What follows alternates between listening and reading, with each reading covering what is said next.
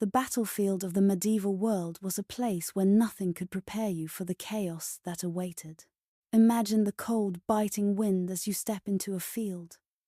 The ground beneath your feet slippery with mud and blood. The air thick with the stench of iron and death. Armored men stand like giants, their swords gleaming in the dull light, but there's no glory in their eyes, only fear and desperation. The battlefield was not a place for heroes. It was a place for survival. In the medieval age, if you did not kill, you were killed. From the 5th to the 15th century, war was a constant companion, echoing across the blood-soaked fields of Europe. The medieval world was built upon violence, shaped by the ceaseless struggle for power. Battles like the Battle of Hastings in 1066 and the bloody Hundred Years' War defined nations and redrew borders. Yet, the victories celebrated were often the result of horrific carnage. The price paid by countless soldiers, men, and sometimes women who fought not for glory, but simply to live another day. Feudalism, the backbone of medieval society, ensured that every knight, peasant, and king was caught in this relentless cycle. The feudal system created a complex network of obligations and warfare, where castles became both fortresses and symbols of power. Lords and kings demanded loyalty from their vassals, and in turn, these men were expected to march to war, bearing the weight of not just armor, but the survival of their entire way of life. But the truth behind these conflicts was not always what history books tell us. When we look back at these battles, we see the brutality, but we also see the essential weapons that defined this era. The sword, the spear, the bow. The men who wielded these weapons did not train for years in the pursuit of honor. They trained to survive, and often to kill. Whether mounted on horseback or standing in the thick of the infantry, the goal was the same: to survive the battle, to survive the day. The death tolls from even a single day of combat were staggering, and the psychological toll was far worse. Imagine standing on the front lines, hearing the screams of your comrades, the clash of steel, the thud of bodies falling, yet having to push forward despite the terror clawing at your chest. In the chaos of medieval combat, what was the true price of survival? Was it simply a matter of strength and skill? Or was it something more primal? Something hidden? A secret that has been erased from the pages of history? There were tactics, yes, and strategies designed to exploit weaknesses, but what about the strategies buried in the minds of the men who fought? What were the mental fortitudes they relied upon to overcome the horrors they faced? The battlefield was not just a place of violent physical conflict. It was a place where life and death hung in a delicate balance, and for every man who returned home, there was always another who never left. History has tried to romanticize these battles, painting them as defining moments of bravery. But the truth was far more brutal. The battlefield was a place of survival, and sometimes, simply surviving meant losing part of yourself in the process. What if the real story of medieval warfare isn't one of glory and victory, but one of fear, desperation, and sacrifice? As we delve deeper into this world, we will see the raw truth of what it took to endure the constant threat of death. But the horrors of medieval battle were not only physical. There was something darker, something much more insidious, waiting for those who survived. The true struggle began after the battle was over, and it had nothing to do with the enemy. The true nightmare of a medieval battle wasn't just the fighting. It was the chaos, the overwhelming fear that squeezed the breath from your lungs, the terror of what was to come next. What truly defined survival wasn't the sharpness of your sword, nor the thickness of your armor. It was your mind. When the clash of steel filled the air and the smell of blood was all-consuming, the hardest battle you would face would be the one inside your head. Close combat, the real heart of medieval warfare, was nothing like the movies.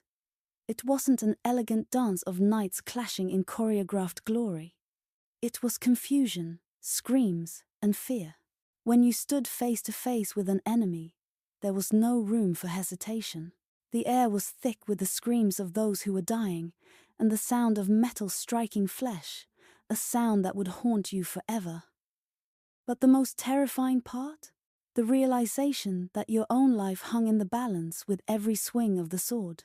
When soldiers marched to war, they knew that not all would return.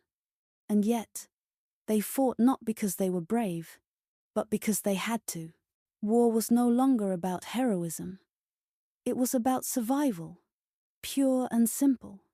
As a soldier, you had to make a choice. Either you killed or you were killed. There was no middle ground. But even for those who survived the physical onslaught, a new battle began, the battle of the mind. Imagine the terror of seeing your closest comrades fall, their bodies mangled in the frenzy of battle. For many, the emotional toll was heavier than the physical wounds. What happened to those who survived when they returned home? How did they reconcile the horrors they'd witnessed? This is where the true test of survival began. The warriors of medieval Europe were often unprepared for the psychological cost of war. After the battle was over, when the blood had been washed from the ground, many soldiers faced something worse than death. The haunting aftermath of battle, the constant fear, the gnawing anxiety of what was to come, the nightmares of falling comrades. The mental scars ran deeper than any wound could. And for many, there was no way to escape the memories of what they had seen. But somehow, these men endured.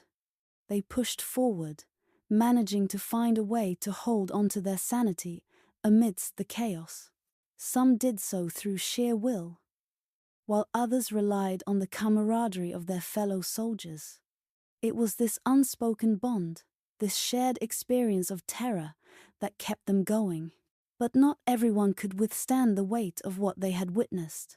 As we explore further, we will uncover the lesser-known survival tactics, those strategies that went beyond the sword, the shield, and the armor. How did these soldiers manage to face what awaited them in battle? Was it the adrenaline, the instinct to survive, or something darker, something the history books have long ignored?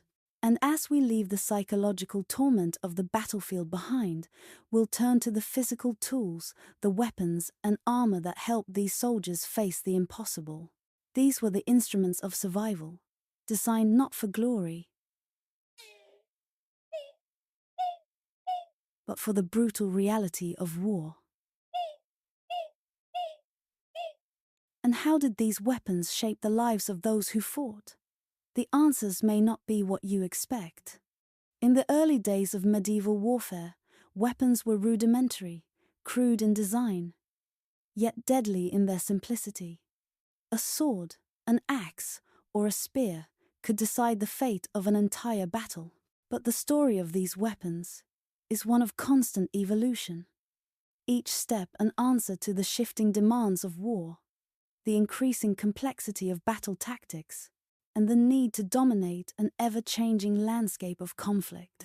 At first, warriors relied on the most basic of tools: clubs, slings, and spears, objects shaped by the environment and crafted from whatever materials were available. These were the first attempts at turning everyday items into deadly instruments of survival. But as wars grew more intense and armies larger, the need for more effective weapons became undeniable.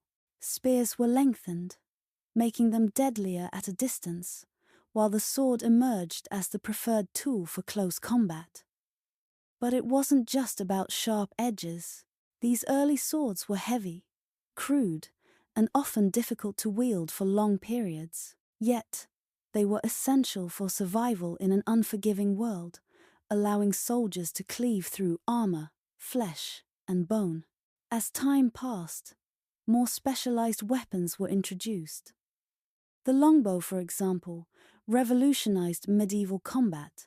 While it required years of training, it allowed an archer to strike from a distance with incredible power, raining down arrows upon enemies before they could even approach. But the true game-changer in this evolving landscape was the crossbow. Initially regarded as a simple tool for hunting, the crossbow was eventually adapted for warfare. Its power and ease of use making it indispensable on the battlefield. It had one key advantage over the longbow. Even a peasant could wield it with minimal training. This democratization of power was revolutionary, shifting the balance of military strength and placing enormous pressure on knights and other heavily armored combatants. Yet, weapons continued to evolve, driven by a relentless need to outdo the enemy. The introduction of early firearms, like the hand cannon and the arquebus, marked a new era in warfare. These primitive guns, though slow and inaccurate by modern standards, were capable of piercing through armor that had once been nearly impenetrable. They heralded the beginning of the end for traditional knights and their heavy armor. As gunpowder spread through Europe, the dynamics of warfare began to shift permanently. Soldiers no longer relied solely on the ancient tactics of sword fighting and archery. The tools of war had changed, and with them, the very nature of battle itself. The importance of these weapons cannot be overstated. A single weapon, wielded by the right person at the right moment, could turn the tide of a battle. The Battle of Agincourt in 1415, where English longbowmen decimated a much larger French force, demonstrates this power. The longbow, capable of firing rapidly with deadly precision, devastated the heavily armored French knights who had once dominated the battlefield. The crossbow's introduction had a similar impact in medieval sieges, enabling attackers to breach walls that would have once been impenetrable. Weapons were not just tools of death, they were symbols of power, of technological advancement, and of survival. What made them so deadly was not just the materials they were crafted from, but the way they changed how war was fought. It wasn't enough to simply be strong anymore. One had to be strategic, to wield their weapon with precision, and to adapt to the ever-shifting rules of combat. As we move forward,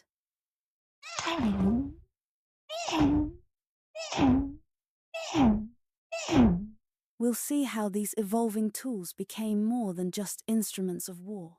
They were part of a larger story, the story of how military tactics and the very act of fighting transformed as the need to survive and conquer grew ever more urgent. But even the best weapons couldn't guarantee victory on their own. To truly understand the medieval battlefield, we must also examine the armor that protected these warriors, or failed to do so. Imagine standing on the battlefield, encased in hundreds of pounds of metal. You can barely move. Every step feels like a burden.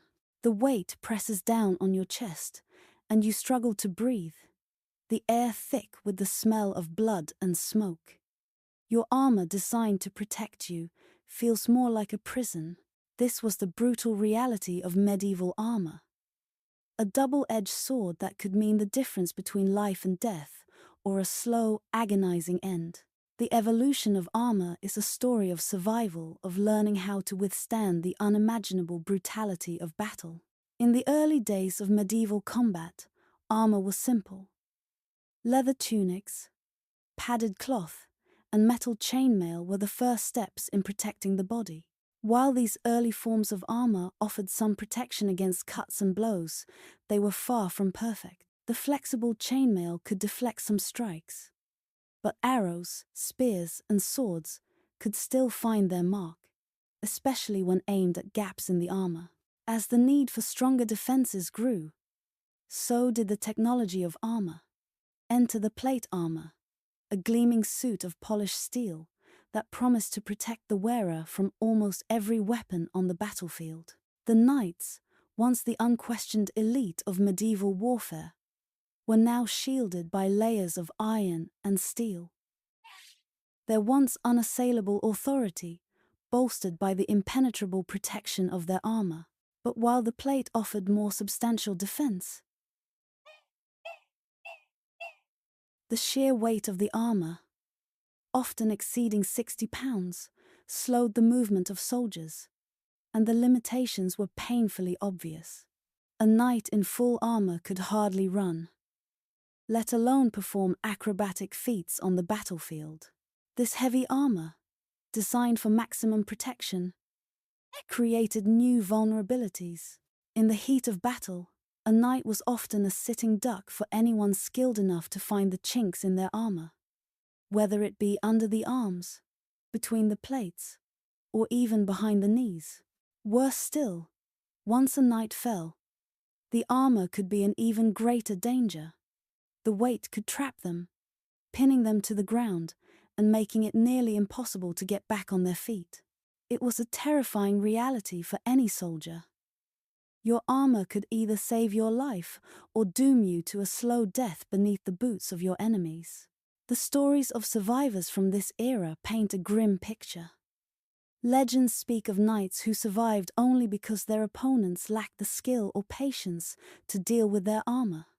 But these were rare exceptions. More often than not, the weight of the armor was not a safeguard, but a burden, one that could lead to exhaustion, confusion, and ultimately, death. In moments of desperation, when fatigue set in and the heart began to race, the armor that was supposed to keep a warrior safe often became the very thing that led to their downfall. But the true horror of medieval armor wasn't just in its physical limitations. It was in its false promise of safety. Soldiers, lured into a false sense of invulnerability, were often caught off guard by tactics and weapons they hadn't anticipated. The crossbow, for example, could pierce the thickest armor, a cruel reminder that no amount of protection could guarantee survival in the chaotic maelstrom of battle. As we move from armor to the battle tactics themselves, we see the evolution of warfare become ever more complex. The weapons and armor designed to protect were just part of the equation. The true key to survival in medieval warfare lay in how these tools were used in the strategies that defined success on the battlefield. Medieval warfare was an intricate dance of chaos, strategy, and fate. To understand how battles were fought during this time, one must first comprehend the battlefield itself, the space in which men and machines collided, each determined to either carve a new history or become forgotten in the blood-soaked earth beneath them. The battlefield of the medieval world was not a single, uniform entity. It could stretch across plains, be confined within the walls of castles, or even take place in narrow, winding streets, where every turn could spell death. But what remained consistent across all these variations was the organized chaos of battle. Armies were meticulously arranged, each component playing a vital role in the larger strategy. At the heart of this structure was the balance of infantry, cavalry, archers, and siege weapons, each with its own set of rules and tactics. Cavalry-mounted knights in shining armor often led the charge. In the early medieval period, cavalry was considered the ultimate weapon. A well-trained knight on horseback could cut through enemy lines with frightening speed and power.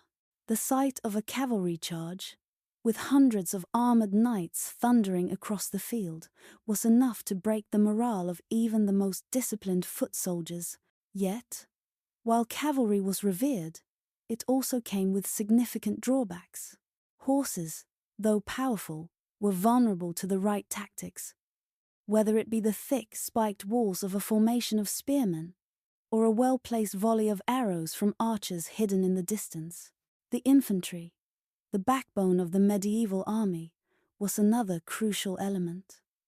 While often seen as the less glamorous force compared to cavalry, the infantry was indispensable. These foot soldiers were the ones who held the line, fighting in formations that could stretch for miles. The pikemen, wielding long spears, formed a solid defensive barrier that cavalry would often struggle to breach. Foot soldiers could be armed with a range of weapons, from swords and axes to maces and halberds, each suited for specific types of combat. Their strength lay not in individual prowess, but in their ability to fight as a unified force. When they worked together in tight formations, they could become an unstoppable wall of steel and iron, slowly advancing or defending against overwhelming odds. Then, there were the archers, who played a pivotal role in shaping the course of battles. While often placed at the rear of the army, the longbowmen and crossbowmen were capable of devastating the enemy long before the fighting even reached hand-to-hand combat. Archery, particularly the longbow, had a significant impact on medieval warfare. The Battle of Agincourt in 1415 is a prime example. The English longbowmen, despite being vastly outnumbered by the French, shattered the French cavalry and infantry ranks with their relentless volleys of arrows. This shift in power showed that even the mightiest cavalry could fall to a well-aimed arrow. The rise of the crossbow, too, played a similar role in sieging and penetrating armor, drastically altering the dynamics of medieval combat. Lastly, siege weapons like catapults, trebuchets, and battering rams could turn the tide of a battle long before the first sword was drawn. These engines of destruction were used in both offense and defense, hurling stones or fire at enemies or smashing down gates to penetrate strongholds.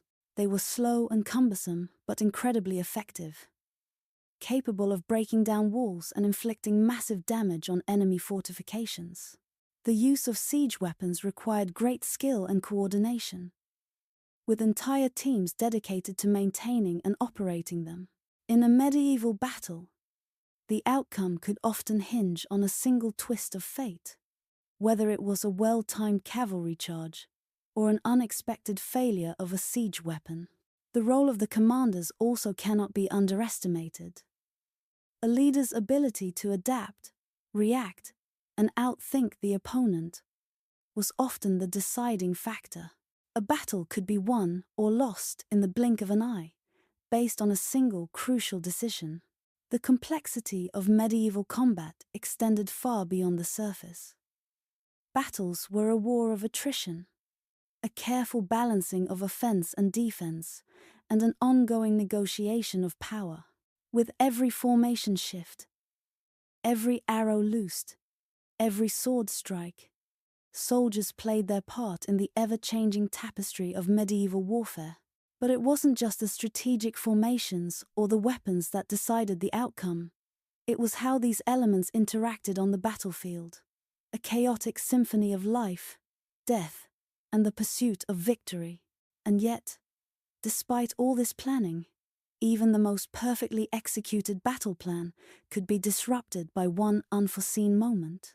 The weather, a sudden shift in the wind, or an unanticipated move by the enemy could change everything in an instant. It's this unpredictability, the possibility of disaster at any given moment, that makes medieval combat both terrifying and exhilarating. Now, we move from the battlefield itself to the front lines, the realm of the soldier, where survival often depended on more than just the tactics of war. The battlefield was a place where survival was never guaranteed. Even the mightiest knight or the most skilled archer could fall victim to the chaos of war. What separated those who lived from those who died often came down to one thing: the ability to adapt. The warriors who survived the grueling trials of medieval combat were not always the strongest or the most skilled. They were the ones who understood the hidden truths of survival: how to read the flow of battle, how to retreat when necessary, and how to find safety in the most dangerous of places. When soldiers stood on the front lines, ready to face the carnage of battle, they knew that their chances of survival were slim. The enemy was not just a physical threat, but a psychological one as well. Fear coursed through the ranks as the first arrows flew, and the clanging of swords rang in the air. It was in these moments, when the mind raced with panic and uncertainty, that a soldier's survival instinct truly kicked in. Quick thinking was paramount. A soldier had mere seconds to decide whether to stand his ground or retreat. In some cases, survival meant avoiding the front lines entirely, using the terrain to your advantage, hiding behind shields, or finding a position in the ranks where the danger was less immediate. For those on the front lines, retreating wasn't a sign of cowardice. It was often a calculated decision to stay alive for another fight. As the battle raged, soldiers were forced to make decisions that determined their fate, often in the heat of the moment with no time to think. One of the most crucial factors in survival was the ability to remain calm in the face of overwhelming odds. The pressure of battle could break even the most seasoned warriors. But in those moments of sheer chaos, leadership and discipline were often what kept men alive. A commander's ability to inspire his troops, to maintain order amidst the madness, could make all the difference. Soldiers relied not just on their training, but on the psychological strength of their comrades. The fear of death, the terror of defeat, could all be overcome by the unity of the group, the shared will to live. Stories from history are filled with examples of soldiers who survived seemingly impossible situations. Whether it was through sheer grit or the tactical genius of their commanders, these men defied the odds. At the Battle of Agincourt, the English longbowmen, outnumbered and surrounded, fought not just with their weapons, but with an unbreakable resolve. It wasn't just their arrows that won the day. It was their mental toughness, their ability to hold the line against the overwhelming French forces. In battle, survival often came down to moments of decision. Small choices that could change the course of a soldier's life. Was it better to press forward, risking death to push the enemy back, or was it wiser to fall back, regroup, and wait for a better opportunity? The medieval soldier was faced with these decisions constantly. Sometimes the bravest thing to do was to retreat, to live to fight another day, but more often than not, it was the warriors who made the right choice in the thick of battle. Those who stayed disciplined, who understood the ebb and flow of conflict, who were the ones who made it through the chaos and lived to see another day. As we step away from the individual experience of survival, we must now look at the larger picture. What does it mean to win a war? Sometimes, it's not about a single battle, but about a strategy that spans years. The concept of losing a battle but winning a war has been a theme throughout history, and it was just as relevant in the medieval world. Now, we move from the tactics of the front lines to the broader strategies that define success in medieval warfare. War is often thought of as a physical struggle. A clash of swords, shields, and strategies. But for those who fought in the bloody battles of the medieval world, the true struggle often took place long after the battlefield had fallen silent. The horrors of war, the fear of death, and the trauma of witnessing unspeakable acts left an indelible mark on the minds of soldiers. Their scars were not always visible. They lingered deep within, shaping their lives long after the weapons had been put down. Surviving the battlefield wasn't just about surviving physically, it was about surviving mentally and emotionally. And many warriors, once they had returned home, found that they could not outrun the ghosts of the war. Imagine the scene. A soldier, drenched in blood, his armor battered and broken, stands among the carnage. His comrades, once alive, are now little more than mangled corpses, scattered across the field. The smoke of the battlefield still lingers in the air, and the sounds of battle echo in his mind, long after the fight has ended. For this soldier, the war doesn't stop when the battle is over. It continues in the quiet moments, in the dreams, in the overwhelming silence that follows the chaos. This is the true toll of medieval warfare, not just the wounds of the body, but the wounds of the mind. In the absence of modern medicine, many medieval soldiers did not survive physical injuries that we now consider treatable. But even those who survived the battles physically often carried the weight of their experiences for the rest of their lives. The concept of battle fatigue, what we would now call post-traumatic stress disorder, PTSD, was not understood as it is today, but it was something that warriors clearly experienced. Historical accounts describe soldiers who, after returning from war, exhibited strange behavior, men who could not sleep, who were haunted by nightmares, or who became withdrawn, unable to connect with those around them. The medieval soldier's life was brutal, filled with long periods of hunger, cold, and fear.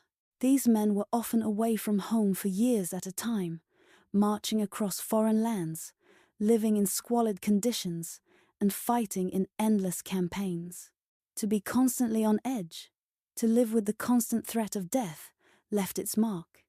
The fear of battle was omnipresent, but so too was the fear of losing the war. Many soldiers were driven by a sense of duty, by a need to protect their land, their families, or their king. Yet, once the battle was won or lost, the mental scars remained. It is through the diaries and letters of medieval soldiers that we begin to understand the true emotional cost of war. Though these records are often fragmented and sparse, they reveal glimpses of the psychological turmoil soldiers endured. A knight's letter home might mention his injuries or the glory of victory, but what is often left unsaid is the fear, the loneliness, and the isolation these men faced. Their accounts, though often written in brave and heroic tones, sometimes betray the cracks in their armor moments, where their fear, their desperation, and their trauma bleed through the words. Medieval warriors did not have the language or the support systems that modern soldiers rely on to process their trauma. There were no therapists, no PTSD treatment centers, no structured means for a soldier to deal with the horrors he had witnessed. In many cases, soldiers simply had to carry on, to pretend that everything was fine, even when their minds were breaking down. Some turned to religion, seeking solace in the idea of divine justice or forgiveness. Others found comfort in the camaraderie of their fellow soldiers, though that too could be fleeting, as bonds forged in battle often dissolved in the face of peace. Perhaps the most troubling aspect of medieval warfare was the lack of recognition of the psychological damage that soldiers endured. We look back now and see these men as victims of war, not just in the physical sense, but in a much deeper, more lasting way. But at the time, the emotional toll of combat was largely ignored. Soldiers were expected to get over it, to return to their homes and continue their lives as if nothing had happened. Yet, as we know today, the emotional scars of war are not so easily erased. For many medieval warriors, their war did not end with the last battle. It followed them into their homes, their communities, and even their families, where the strain of their trauma would often show up in subtle and destructive ways. In the wake of a war, some soldiers returned home only to be rejected or forgotten. Their mental scars, invisible to most, left them isolated. Those who had once been mighty warriors were now broken men, unable to find peace in a world that had moved on without them. These were the forgotten victims of medieval warfare, the ones who did not die on the battlefield, but who suffered in silence long after the war had ended. The trauma of war also spread beyond the soldiers themselves. Families and communities were affected as well. The emotional scars of a father or a husband who returned home, changed forever, could have a ripple effect that altered the dynamics of entire villages. The aftermath of war was not just about rebuilding walls or tending to the wounded. It was about healing minds and hearts, something that the medieval world had little understanding of. Yet, despite all of this, there were those who survived, those who found a way to carry on. They displayed a resilience that we now admire in the face of unimaginable odds. The ability of medieval warriors to survive, to face their fears head-on, and to endure the relentless psychological pressure of combat is something that speaks to the unspoken strength of the human spirit. The warriors who made it through the horrors of battle often did so by developing a kind of mental toughness, a form of resilience that allowed them to survive, not just physically but emotionally too. But how did these warriors cope? How did they endure? The answers lie in their ability to compartmentalize, to push the trauma down deep, and to keep moving forward.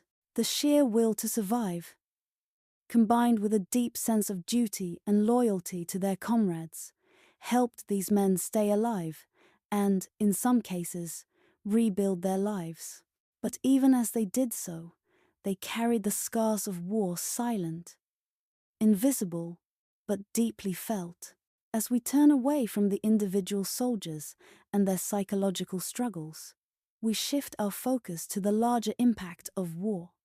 What happens when a society is built on the backs of men who carry such trauma?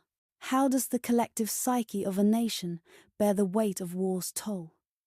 What happens to those who are left behind, who are tasked with rebuilding after the destruction? The scars of war extend far beyond the battlefield, shaping the very fabric of society.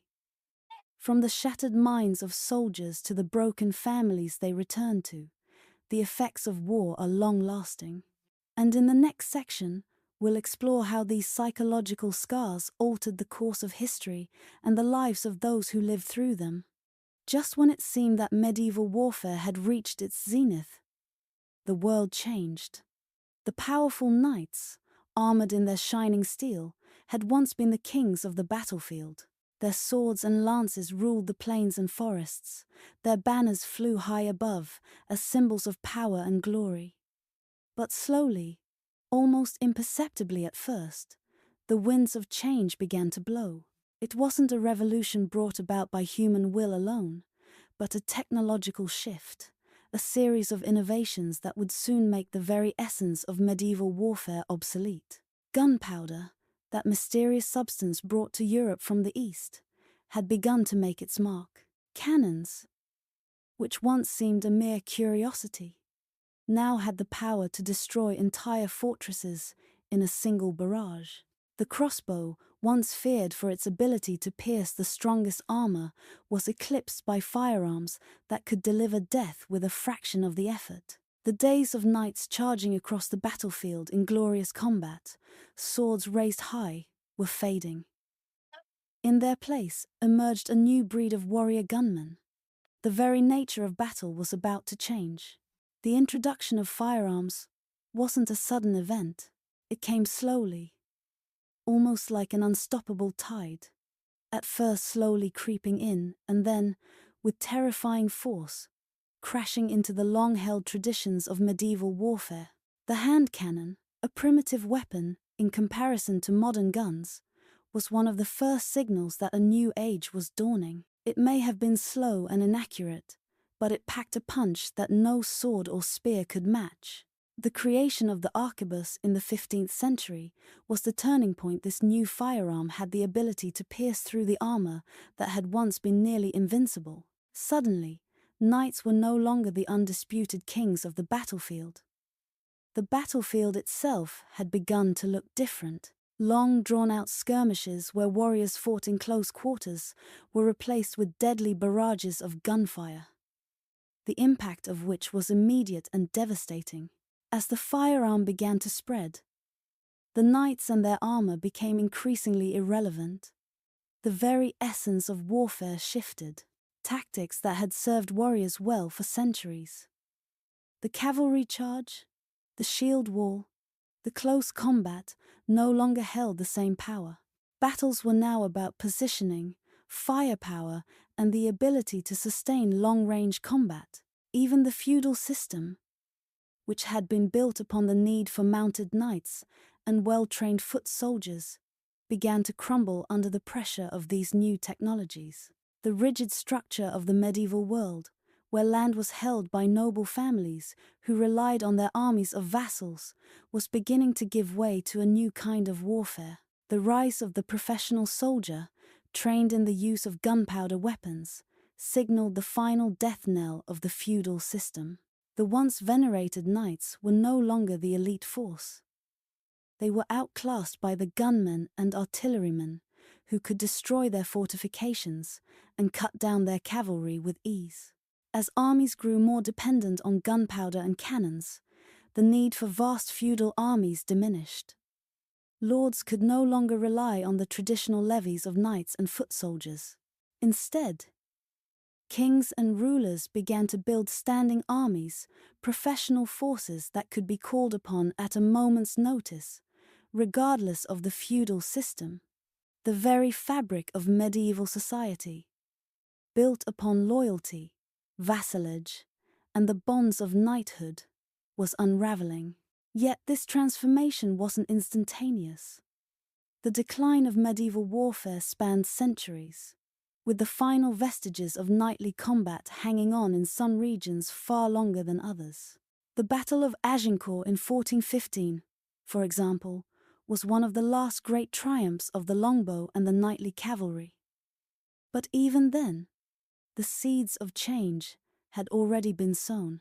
The longbowman's arrows rained down on the French knights, effectively neutralizing the cavalry that had once been the centerpiece of warfare. The cannons and firearms that followed would soon render even the bowmen obsolete. It was not just a change in weapons, but a cultural shift in how war was waged.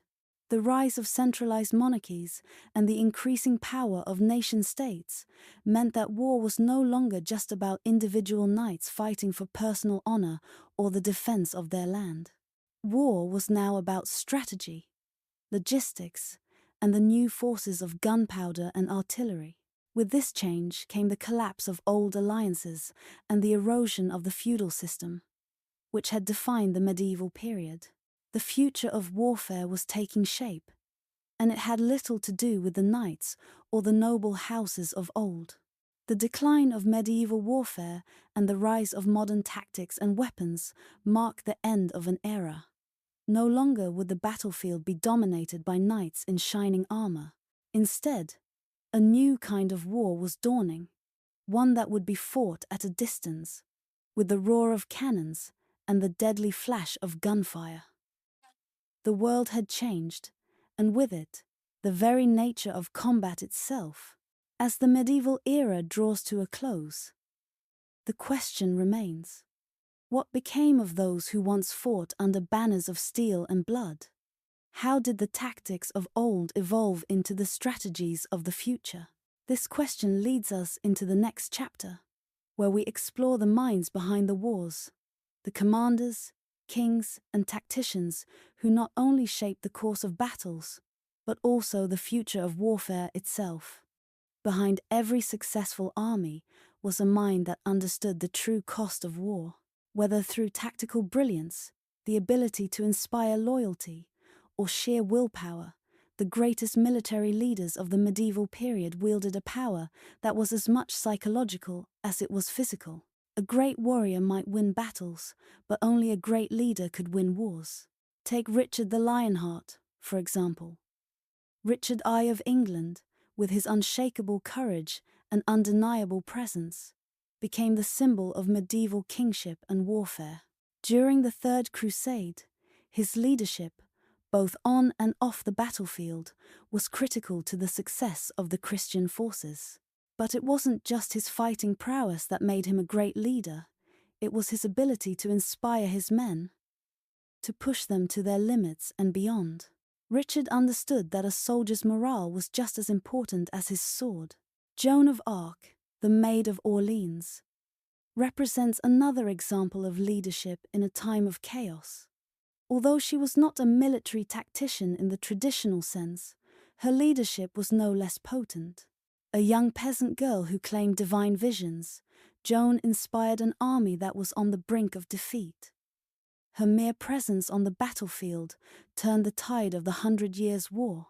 She knew how to lead her troops with unwavering confidence, to make them believe that they could overcome insurmountable odds.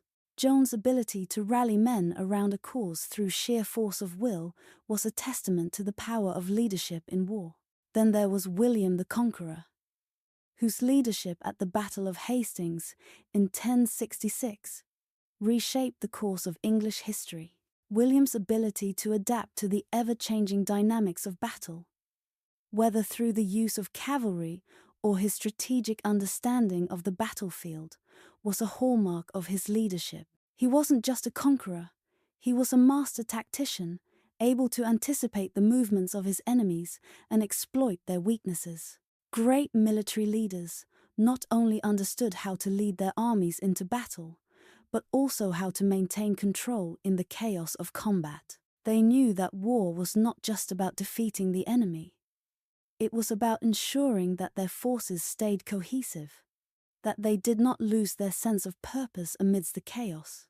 The psychological aspect of leadership in warfare was as important as the physical aspect. A leader who could keep his soldiers focused, who could inspire them to push forward when all seemed lost, was often the one who emerged victorious. Leaders like these understood that to win, they needed more than just men who could fight. They needed soldiers who believed in the cause, soldiers who were willing to fight not just for the battle at hand, but for the future of their kingdom, their faith, or their family.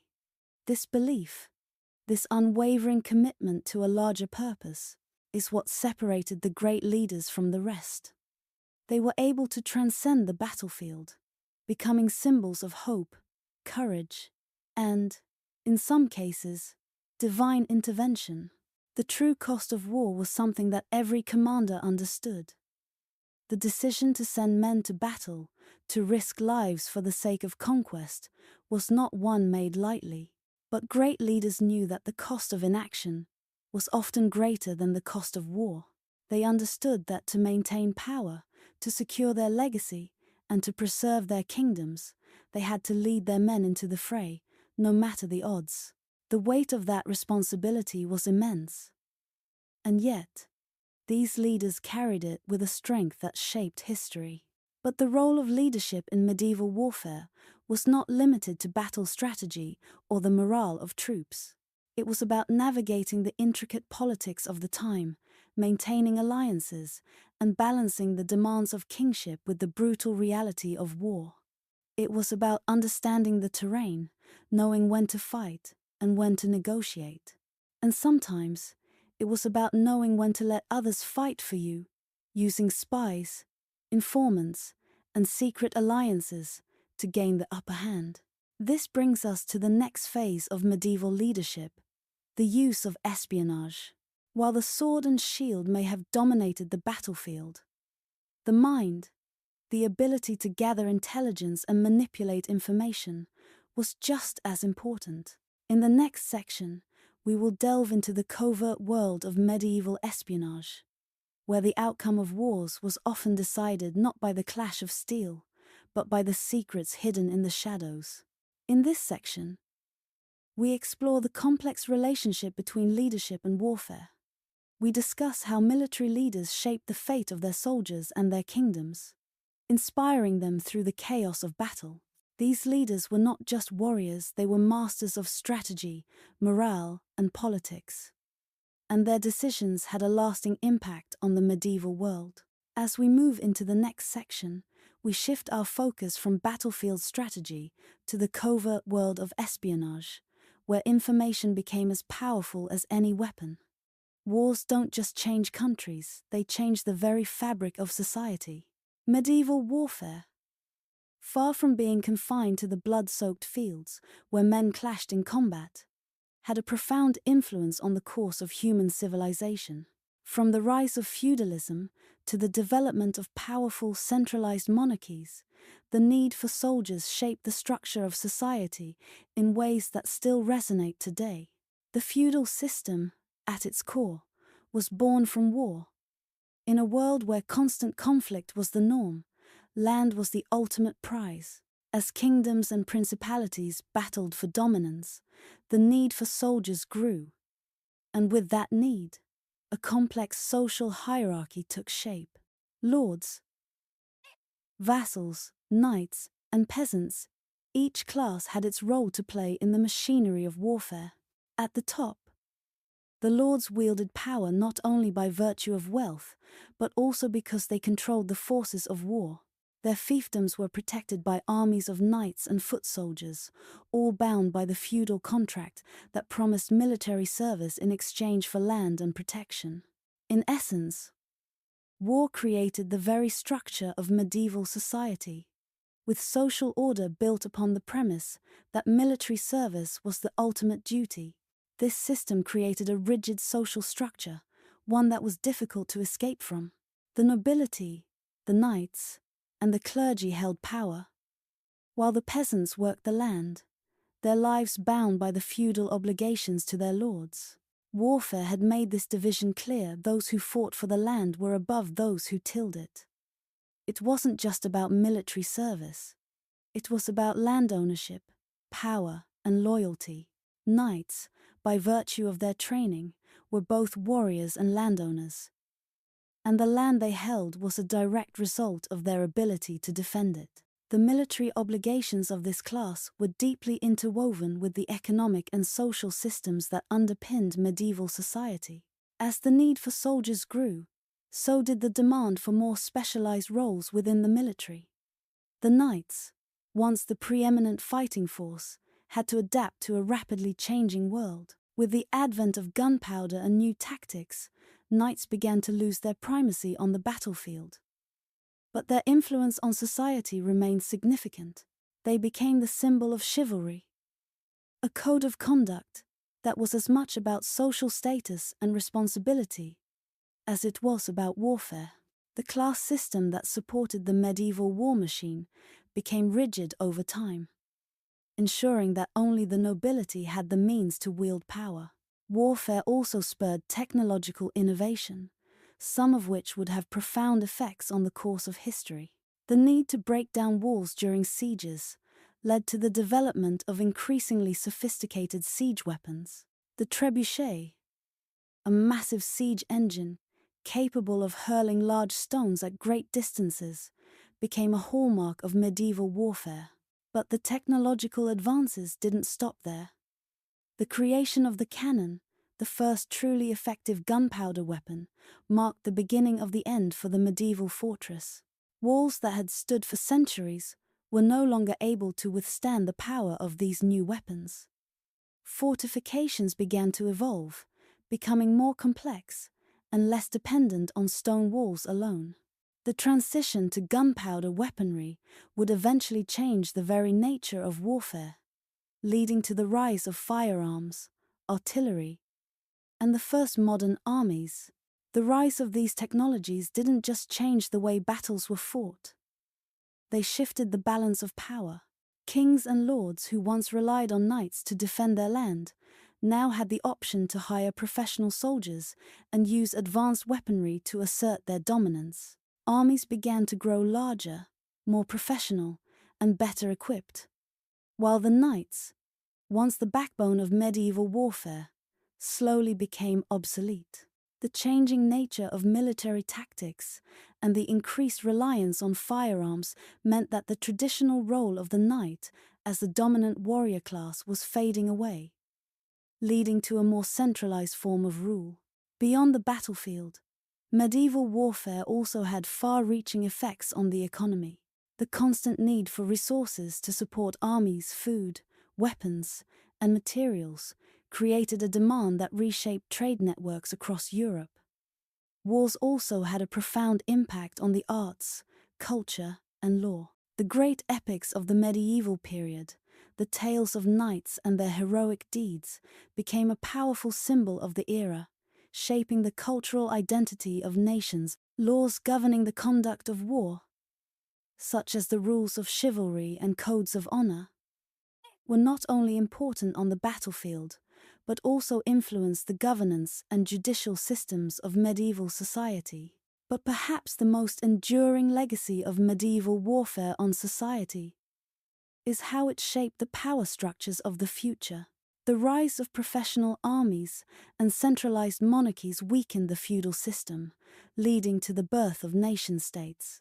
As monarchs gained more power, the role of the nobility diminished, and the need for a decentralized military structure faded. The era of the medieval knight, the feudal lord, and the vassal was coming to an end, giving rise to a new form of rule, one that would dominate the modern world. But the traces of this old world, the influence of warfare, the role of the soldier, and the shifting social hierarchies would not disappear. They would simply evolve into something new. As we move on from these societal changes, we now turn our attention to the lasting legacy of medieval warfare itself. How the tactics, technologies, and structures of this bygone era shaped the warfare that would follow and continue to influence modern combat.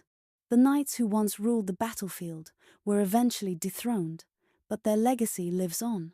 The transition from medieval warfare to modern combat was not immediate, nor was it a simple replacement of one form of warfare with another. It was an evolution, a gradual shift that took centuries to fully unfold. And yet, the foundations laid by medieval combat techniques, tactics, and technologies would prove to be the cornerstone of modern warfare. At the heart of this transition was the development of firearms and gunpowder. The introduction of cannons and handguns marked a radical departure from the knightly warfare of the past. Medieval knights, once the unquestioned rulers of the battlefield, found themselves outclassed by a new breed of soldier, one who wielded not a sword, but a gun. The long drawn-out battles of knights in shining armor were replaced by gunmen, cannons, and the rapid-fire demands of modern war. The medieval era's reliance on cavalry charges and close combat gave way to the industrialized warfare of the future. But this wasn't just a simple shift in weapons. It represented a fundamental change in how wars were fought, how armies were organized, and how power was wielded. The tactics of medieval warfare, reliant on the slow-moving infantry, the heavy cavalry, and the occasional siege weapon, evolved into more fluid, dynamic strategies that took advantage of faster communication, more mobile units, and the destructive power of artillery. The introduction of firearms led to the rise of musketeers and the steady decline of traditional knightly combat. The longbowmen of Agincourt, so pivotal to the medieval battlefield, became obsolete, as the power of the musket and cannon could obliterate even the best-trained archers. The change wasn't just technological, however. As guns and cannons took over the battlefield, the very structure of armies began to change. The need for knights and their feudal followers diminished, and in their place emerged the professional soldier, one who fought not for honor or loyalty, but for pay. Armies became more centralized, more disciplined, and more dependent on logistics and strategy than ever before. The modern army, with its strict divisions of infantry, cavalry, artillery, and later, mechanized units, began to take shape in the wake of medieval warfare's decline. This transition also influenced military formations. The large, slow-moving battle lines that characterized medieval warfare were replaced by more flexible units, capable of adapting quickly to changing conditions. Armies began to operate as cohesive, well-coordinated units, with officers and commanders who were trained not only in the art of battle but in the strategies of modern warfare. The military elite, once made up of knights and nobles, was gradually replaced by professional officers and commanders who understood the value of discipline, tactics, and firepower. And yet, the legacy of medieval warfare was not entirely erased. The techniques, formations, and strategies developed during the medieval period were not abandoned. Instead, they were adapted, modified, and refined. The importance of leadership, the role of morale, and the psychological tactics that medieval commanders used to inspire their troops remained as relevant in modern warfare as they had been in the past. The lessons learned on the battlefields of the medieval world, how to organize troops, how to use terrain to advantage, and how to overcome the psychological pressure of war shaped the strategies of the future. But perhaps the most significant legacy of medieval warfare is how it shaped the rise of the nation-state. The transition from feudal armies to standing professional armies marked the beginning of centralized, national power. Monarchs and leaders who once relied on the loyalty of their knights now looked to professional soldiers, drawn from the common people, to defend their borders. The impact of medieval warfare on the rise of modern nation-states cannot be overstated. It was the precursor to the modern world's systems of military power, political control, and national identity. As we come to the end of our exploration of medieval warfare's legacy, it's clear that its influence extends far beyond the battlefield. The tactics, technologies, and social structures born out of this period helped shape the modern world in profound ways. But the story doesn't end here. The philosophy of warfare, the human experience of battle, and the pursuit of victory continue to shape the wars of today. The legacy of medieval warfare may have transformed, but its impact is far from over. The echoes of knights and gunmen, warriors and commanders, still reverberate through the ages. As we move forward, we'll reflect on how war has shaped the human condition. How, despite all the technological advancements, the cost of war remains the same. A deep, existential question about the nature of violence and survival. War is not just fought on battlefields, it's fought within ourselves. The medieval wars we've explored, with their bloodshed and brutality, reveal more than the surface-level struggles for power, land, and resources. They reflect a deep, often uncomfortable truth about the human condition. Throughout history, civilizations have gone to war not just to conquer or defend, but because war speaks to something intrinsic in human nature, something that transcends time and place, culture and society. Why do civilizations go to war? What is it that drives us to such extremes, to commit such acts of violence against each other? Is it survival, honor, revenge, or something deeper? Medieval warfare was particularly brutal in this regard. As we have seen, knights and soldiers were not just fighting for territories or kings, but often for ideals. Whether those ideals were the defense of religion, the pursuit of glory, or the simple drive to survive. But the essence of medieval warfare was not the quest for honor alone. It was about navigating the constant tension between life and death. The battlefield was where the fragility of existence was laid bare. It was where men were tested not only by the weapons they wielded, but by their own inner fears and desires. The great philosophers, from Heraclitus to Hobbes, have pondered the nature of war throughout history.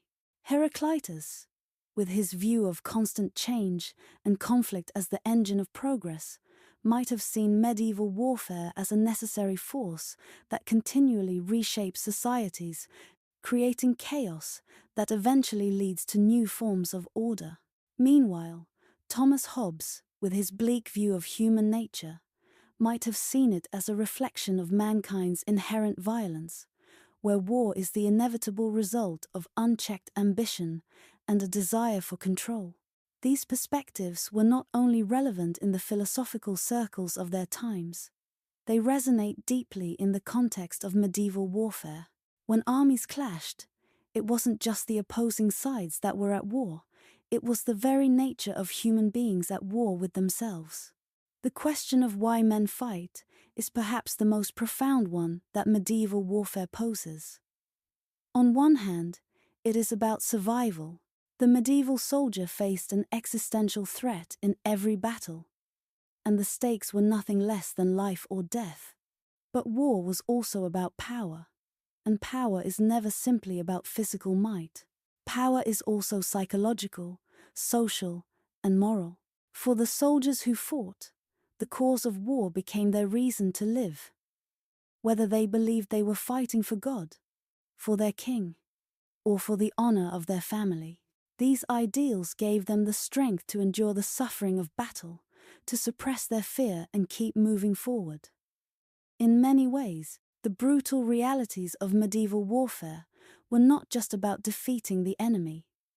They were about transcending the deepest fears of the human soul. Yet, the psychological cost of war in medieval times, just as it is today, was immense. While the knights and soldiers who fought in these wars were celebrated for their courage and their valor, few understood the deeper psychological toll that war would have on them. Even more than the wounds inflicted by weapons, the scars of war were often invisible, carried in the minds and hearts of the men who fought.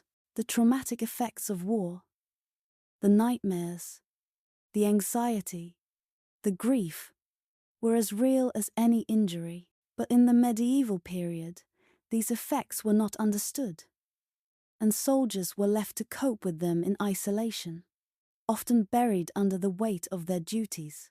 Medieval warfare also invites us to reflect on the cyclical nature of war in human history. Every major war, whether in the medieval period or the modern era, seems to follow a similar pattern. Nations rise, expand, and conflict inevitably follows. Medieval warfare, with its intricate blend of strategy, honor, and survival, was a precursor to the modern military conflicts that would follow.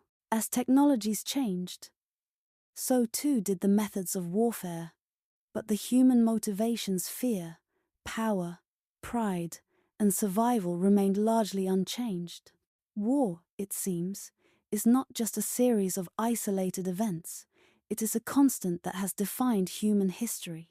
When we look back at medieval warfare, we see not only the brutality of the past, but the recurring theme of human struggle, the fight for survival, for dominance, and for meaning. The soldiers who fought in these wars did so not just to defend their land or their faith, but to affirm their own humanity in the face of unimaginable destruction. They fought to understand who they were and what they stood for in a world where everything was constantly at risk of being taken from them. This philosophical inquiry into the nature of war leads us to a deeper understanding of ourselves.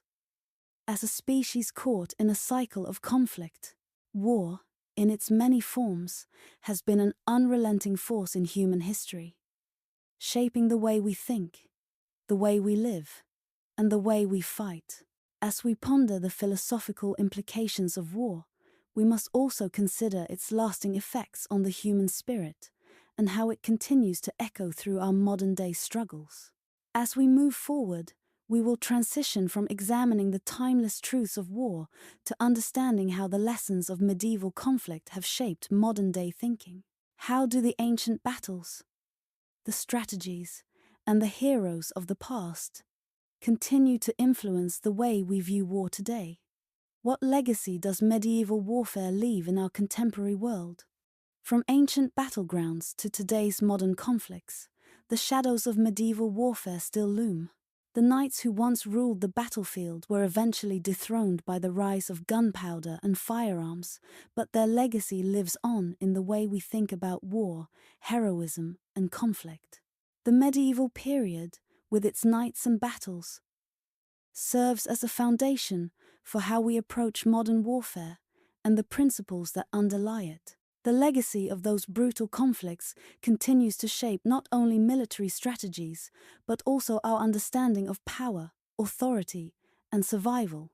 One of the most significant ways medieval warfare influences modern thought is through the development of military strategy, the use of heavy cavalry, the formation of infantry, the role of archers. These tactics were refined over centuries and are still relevant today. While modern warfare has become more technologically advanced, the core principles of strategy, including the need for well-coordinated troops, strong leadership, and effective use of terrain, can be traced directly back to the tactics developed in medieval times. The idea of positioning, of understanding how to control the flow of battle, remains just as important in the battlefield today as it was when knights rode into combat.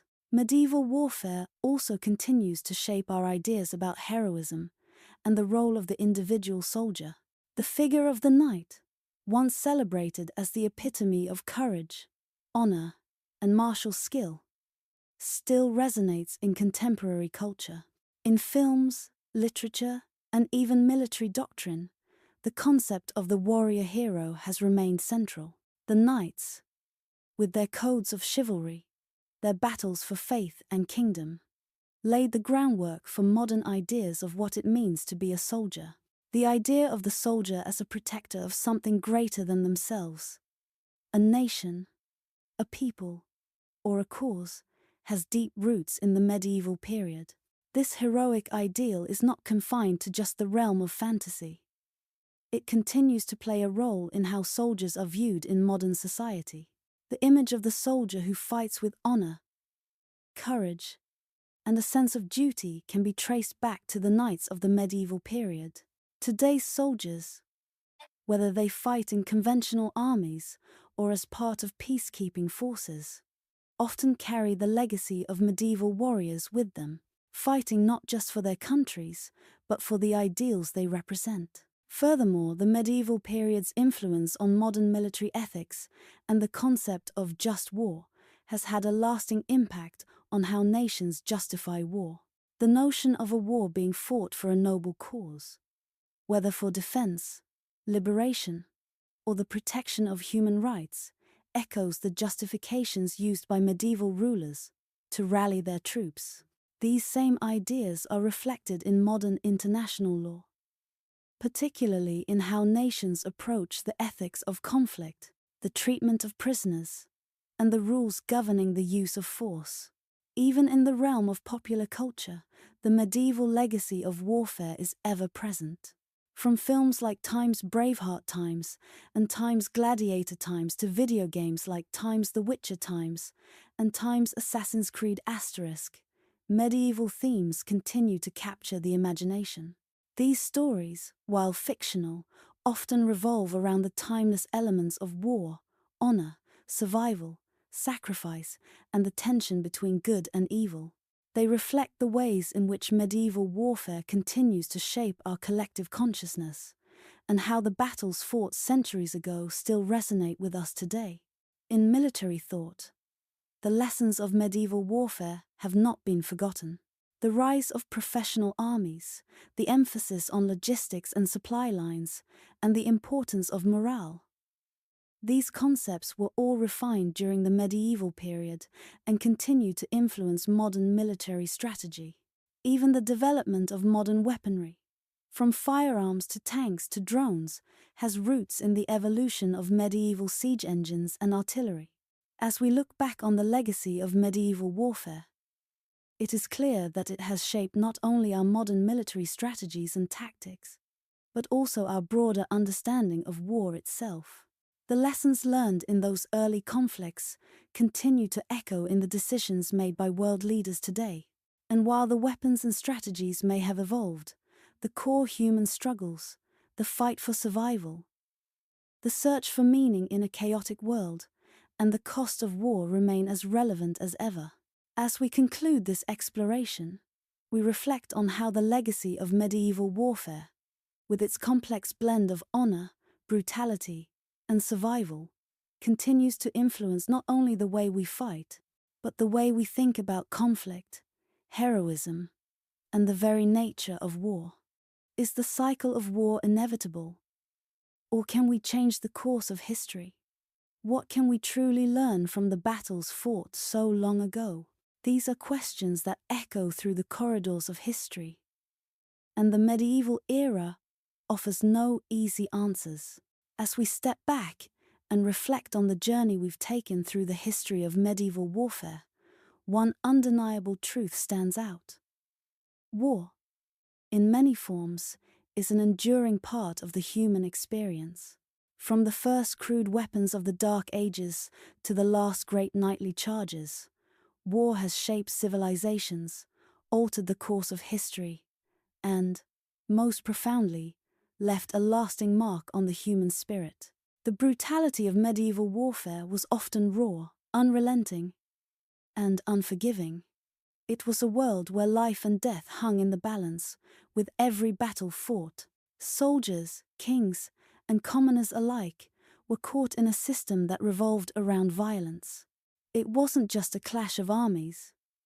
It was a clash of ideals, of human ambitions, and of the existential struggle for survival.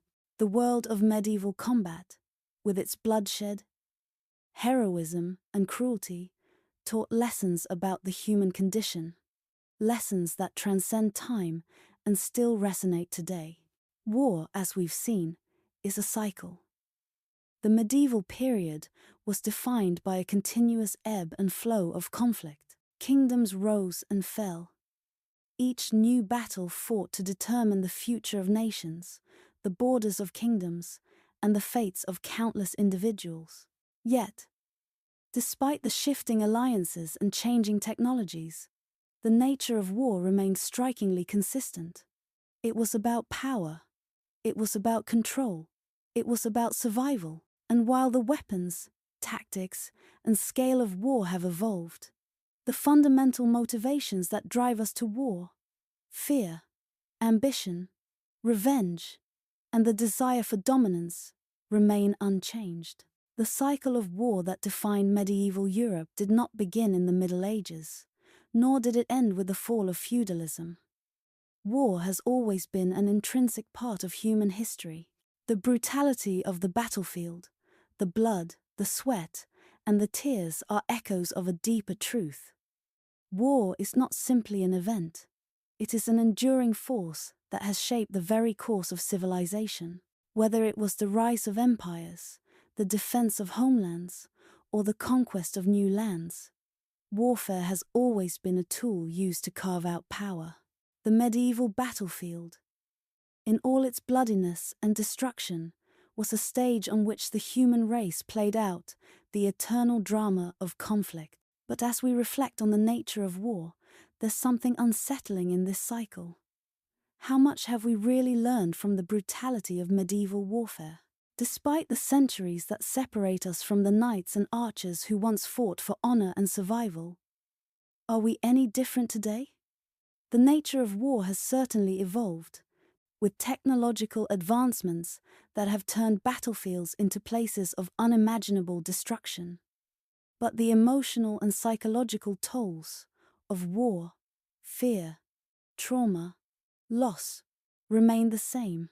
What changes over time is the scale, the methods, and the technologies we use to fight.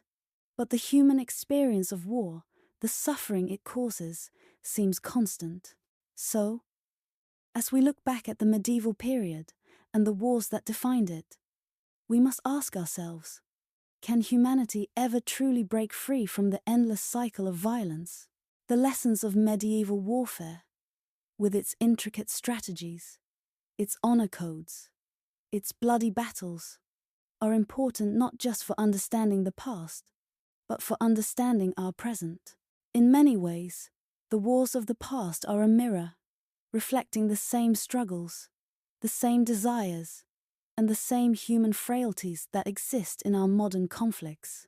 Perhaps the most profound lesson we can learn from the medieval battlefield is the cost of conflict, not just in terms of the lives lost, but in terms of the lasting impact on the human soul. The warriors of the medieval period, the knights and soldiers who fought in those brutal battles, were forever changed by their experiences. They faced the same questions we face today. What does it mean to fight for something? What does it mean to kill for a cause? What price must we pay for victory? War, in its most brutal form, reveals the darkness that resides within the human psyche. It shows us the lengths to which we are willing to go, the boundaries we are willing to cross, in pursuit of something greater than ourselves. But it also shows us the fragility of life, the preciousness of peace, and the devastating consequences of violence. The cycles of war are not just about nations clashing or empires expanding. They are about the human struggle to find meaning in a world that is often defined by conflict. In the end, the real question is not whether war will continue, but what we can do to break the cycle. The history of medieval warfare teaches us that war is inevitable in some form, driven by human nature and the politics of power. But it also teaches us the cost of war, the physical, psychological, and moral tolls it takes on those who fight. And while we may never fully break free from the cycle of conflict, we can learn from the past. We can understand the deeper forces at play, and perhaps find ways to mitigate the devastation that war brings. As we close this exploration of medieval warfare, we are left with a sense of contemplation. The lessons of the past are not just about understanding the battles themselves, but about understanding the broader human experience. What does war teach us about ourselves? How does it shape our societies, our leaders, and our future? And can we ever find a way to evolve beyond the endless cycle of violence that has plagued humanity for so long? The story of medieval warfare is not just the story of kings, knights, and armies. It is the story of us all. It is a reminder that, in the end, war is not just a conflict between nations, but a conflict within the human soul. And perhaps, the most important lesson we can take from the medieval battlefield is this: that the real battle is not fought with weapons on the field, but with the choices we make in the peace that follows. This section brings the audience full circle, tying together the cyclical nature of war and its deep implications for the human condition. By reflecting on the lessons learned from the medieval period, it challenges the audience to think about the nature of war today and how history continues to shape our understanding of conflict, survival, and the human spirit. The concluding reflections leave the viewer contemplating the endless cycle of violence and the possibility, however elusive, of breaking free from it. We've traveled through time and explored the bloody battlefields of the past. We've witnessed the rise and fall of knights, the clash of armies, and the profound psychological toll that war leaves in its wake. From the strategic brilliance of medieval commanders to the simple but brutal survival instincts of the soldiers on the front lines, we have uncovered the layers of medieval warfare. A world filled with contradictions, honor, violence, and the raw fight for survival. But now, as we stand at the end of this journey, we must ask ourselves, what have we really learned? And where do we go from here? The story of medieval warfare is not just the story of sword fights, sieges, and battles for power. It is a reflection of the human experience itself. In many ways, the medieval world was shaped by the constant struggle for dominance, for survival, and for meaning, in a world that was, at its core, uncertain and dangerous. The knights and soldiers of the medieval period fought not just to win battles, but to define their place in a world ruled by war. But what does that mean for us today? We live in a world far removed from the bloody battles fought on the plains of Agincourt or the siege of Constantinople. The weapons may have evolved, the tactics may have changed, but the human motivations behind war, fear, ambition, survival remain strikingly the same.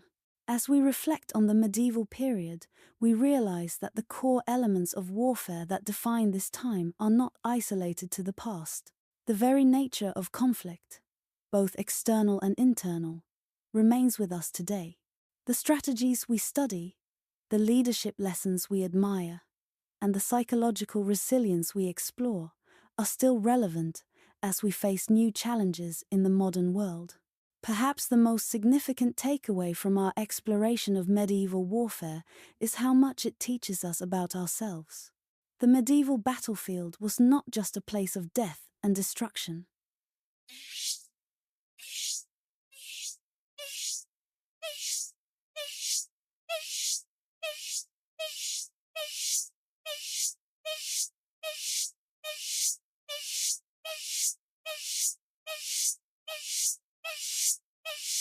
What does it mean to fight for a cause? To risk everything for something larger than yourself? And, more poignantly, how does war change the people who fight it? The psychological scars of war, the trauma and emotional toll, are not confined to medieval knights alone. They are the same challenges faced by modern soldiers. by individuals in conflict zones across the world, and by societies attempting to rebuild after destruction. The parallels between the medieval era and today are impossible to ignore. The technology may have changed, but the human cost of war remains consistent. As we stand on the precipice of history, reflecting on what has come before, it is clear that the story of medieval warfare is not just a chapter in a history book. It is part of an ongoing story. War continues to shape the world. From the political power structures that arise to the deeply personal experiences of those who fight, the lessons learned on those ancient battlefields continue to influence modern military strategies. Our understanding of heroism and our collective struggle to make sense of the violence that permeates our world. And so, the question arises: how do we move forward? How do we, as individuals, as societies, as nations, learn from the bloodshed of the past and apply those lessons to the challenges of today? The journey through medieval warfare has taught us about the destructive force of conflict. But it has also shown us the resilience of the human spirit, the ability of soldiers, commanders, and societies to endure, to rebuild, and to learn. We are left to wonder whether we can truly break the cycle of violence, or if we are destined to repeat the mistakes of the past. This documentary has only scratched the surface of what is a complex and multifaceted subject. We've explored the tactics, the weapons, and the battles that define medieval warfare. But there are still so many layers left to uncover. From the philosophy of war to the social and political impact of conflict. From the development of military technologies to the psychological toll of battle, there is an entire world of history yet to be explored. The medieval period was just one chapter in the ongoing story of war. And that story is far from over. But it's not just about the past, it's about the future. What can we take from the brutal history of warfare and apply to our modern world? How do we understand the lessons of the past and use them to shape a better future? These are the questions we must ask ourselves as we move forward. As we continue to study history, to understand conflict, and to seek the ways in which we can avoid the horrors of war in the future. Now, as we conclude this journey through the bloodied past of medieval warfare, we invite you to continue exploring. The lessons of the medieval battlefield are not confined to dusty history books, they are alive in the world around us. By learning about the past, by understanding the motivations, struggles, and sacrifices of those who fought, we gain insight into the forces that continue to shape our world today. This is just the beginning of a much larger journey, one that invites us to reflect on the cost of war, the nature of human conflict, and the resilience of the human spirit. We've looked at the knights, the soldiers, the commanders, and now we turn to you. What will you take from these stories? How will the lessons of medieval warfare shape your understanding of war and peace, of conflict and survival in the world we live in today? This is the moment to reflect, to think deeply, and to challenge the status quo. History is not just something we study, it is something we must learn from and apply in our own lives. As we prepare to close this chapter, we leave you with a final invitation. Continue the journey. Explore more about history, about the enduring impact of war, and about how we can shape a future where the lessons of the past guide us toward a more peaceful world. The past may be behind us, but its lessons are timeless, and it is up to each of us to carry them forward.